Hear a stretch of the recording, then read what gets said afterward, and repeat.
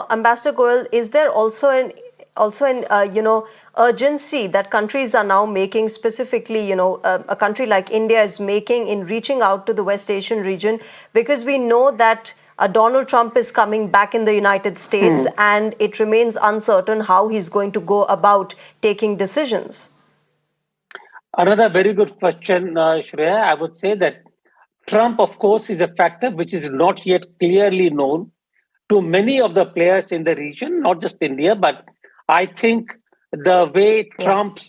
he is described by many players, unpredictable, prevaricarious, etc., etc. There are many adjectives, but what remains certain is that you cannot predict how Trump is going to behave in a particular situation, and therefore, particularly in the context of West Asia and Middle East, what he does is going to be important.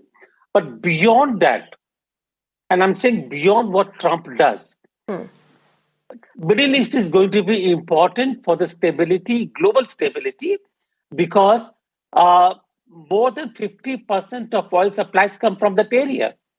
And therefore, the energy security, the political security, what Yeah. happens in Gaza, what happens in Israel, or how Israel behaves in the coming days, it all depends upon what Saudi Arabia does. And Saudi Arabia, Turkey, Kuwait are going to be an important part of the Middle Eastern dynamics. Shreya? Absolutely. Yes. We'll have to wait and watch how this really moves Yes. forward. Ambassador Goel, my last question to you. You talked about the Indian community. There is, of course, cultural ties. There are people-to-people ties that India and Kuwait have seen in the past several decades. We've got one of the largest expatriate communities there. We've also got trade ties in technology. There is energy cooperation. Which sectors do you see that the two countries can really strengthen their bilateral ties in the near future? Uh, Unfortunately, and I'm using the word unfortunately rather consciously, because most of the Indian community around 90% of the Indian community in Kuwait is engaged in construction project.